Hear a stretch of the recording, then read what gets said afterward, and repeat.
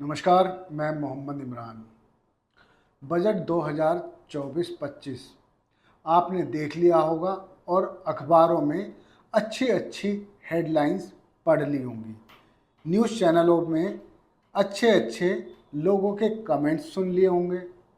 लेकिन इस सब के बाद भी बजट में कई ऐसे डिसीजन लिए गए हैं जो आपकी जेब पर बहुत शार्पनेस तरीके से कैंची चलाएंगे।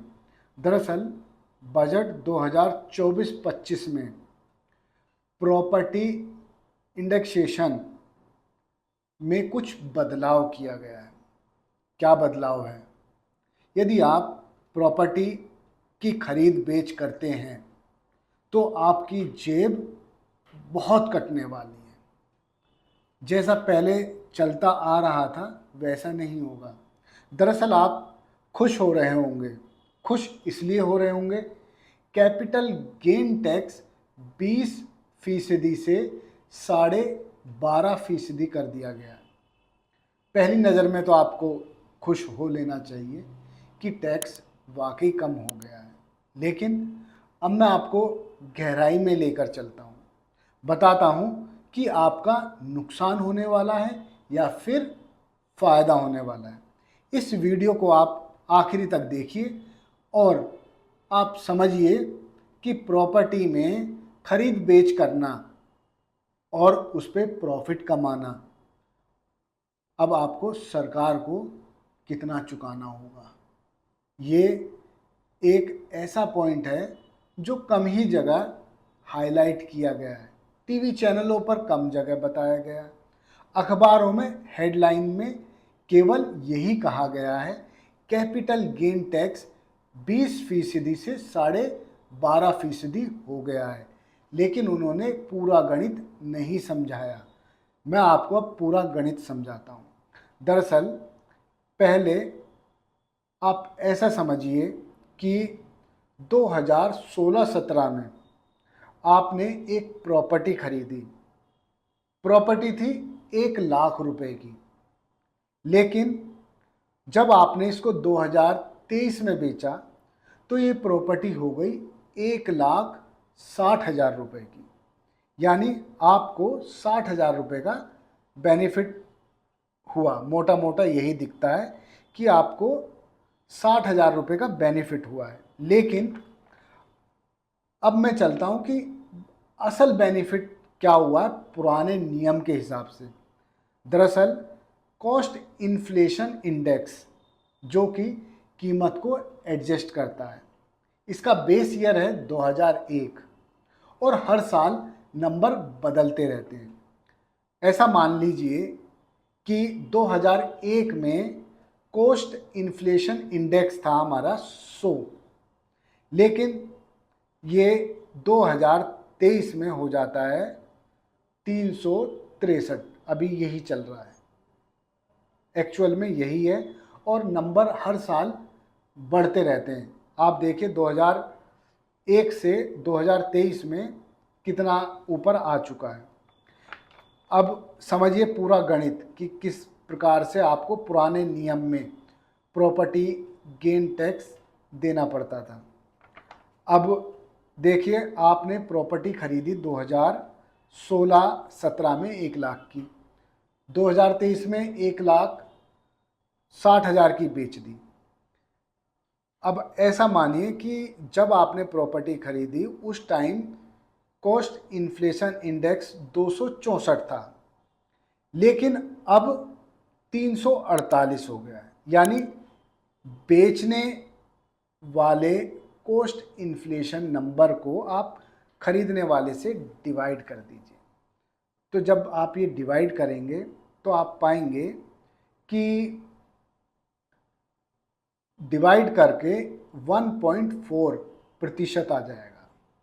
अब आप देखिए कि 1.4% आने का मतलब है कि आज की डेट में यानी 2023 में आपकी प्रॉपर्टी की कीमत है 1,40,000 और लेकिन आपने बेची कितने में?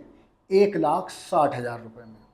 तो आपकी एप्रिसिएशन कॉस्ट आती है 20,000 रुपये।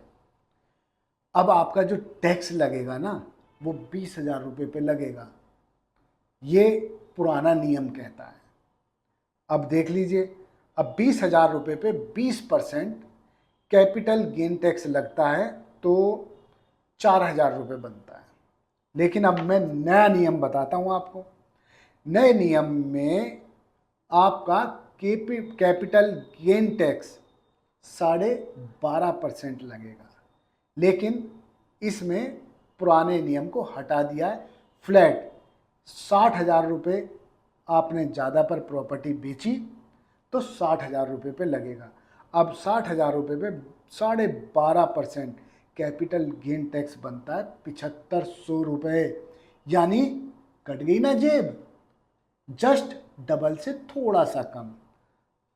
जहां आप 4,000 रुपये दे रहे थे, अब आपको 7,500 रुपये कैपिटल गेन टैक्स के रूप में देना होगा। ये तो छोटा अमाउंट है। अब आप सोचिए जब करोड़ों में जाता है तो कितना ज़्यादा टैक्स चला जाएगा, कट गई ना जेब।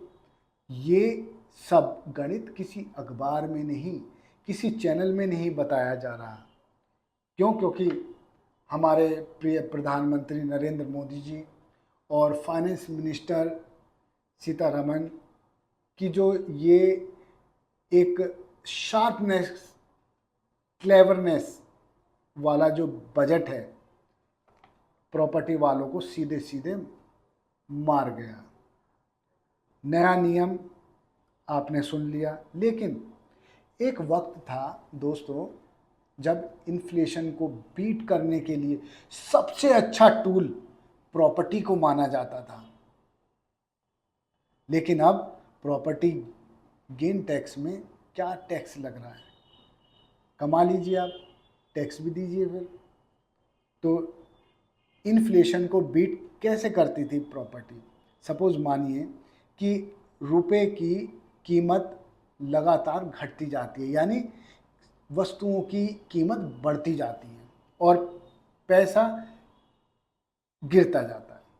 एक चीज़ मानिए एक टाइम पर 100 रुपये की है, लेकिन अगले साल मान लीजिए वही 200 की हो जाएगी। लेकिन आपने प्रॉपर्टी खरीदी तो प्रॉपर्टी भी 300 की हो जाएगी। कर गई ना बीट इन्फ्लेशन को प्रॉपर्टी। इन्फ्लेशन का मतलब ही ये होता है कि बाज़ार में वस्तुओं की कीमत बढ़ना। सिंपल भाषा में तो यही है।